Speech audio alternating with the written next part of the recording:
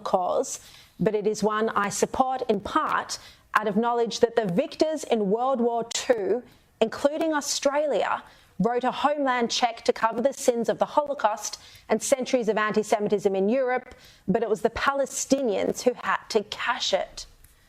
I find that particularly shocking because it feeds into the narrative that the Jews don't belong in Israel, when in fact Jews are indigenous to the land of Israel and lived there for thousands of years. Is some of what Sussan Ley said as a lifelong Palestinian advocate. As someone with a long-term affinity for the Palestinians, including co-chairing this Parliament's friendship group over many years, I wish to highlight the Palestinian perspective. Less than 5% would remember a time without Israeli occupation. I support the Palestinian bid for statehood in part because it will give heart to the ordinary people of the West Bank and Gaza. And her call there in 2011 for Palestinian statehood was even to the left of the Labor Party. Had a change of heart after her trip in late 2022 when she became deputy leader of the party. And she said yesterday in her press conference that she now supports Israel but remains a friend of the Palestinian people. Following my appointment as deputy, I took a trip at the invitation of Julie and Lisa, an outstanding colleague and dear friend, to Israel. And I spent a lot of time seeing what was happening on the ground and the impact of that trip and the changed geopolitical circumstances of the Abraham Accords, with Israel reaching out for peace to Saudi, to Morocco, and then, of course, the hideous events of October the 7th in Gaza have changed my thinking on the entire subject. Now, you heard there that she said the Abraham Accords were one of the reasons she changed her views, but she claimed they were with the Saudis.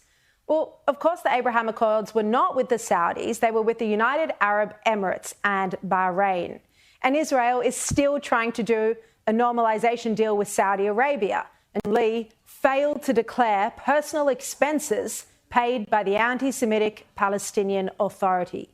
Her office launched an internal investigation after I discovered in January that Sussan Ley had failed to declare accommodation, meals and transport paid by the Palestinian Authority on a trip to the West Bank in 2011.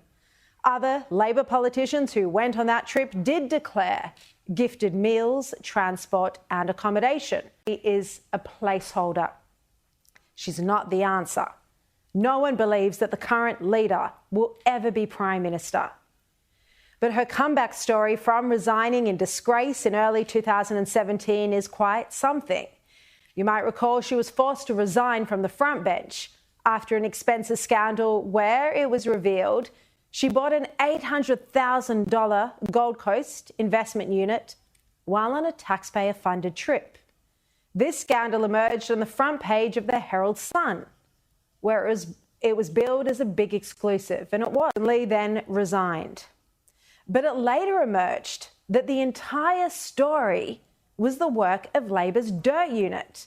Sam Maiden revealed in her book, Party Animals, that Bill Shorten's Dirt Unit secretly orchestrated her downfall by leaking a dossier of travel records to newspaper outlets to engineer a political crisis.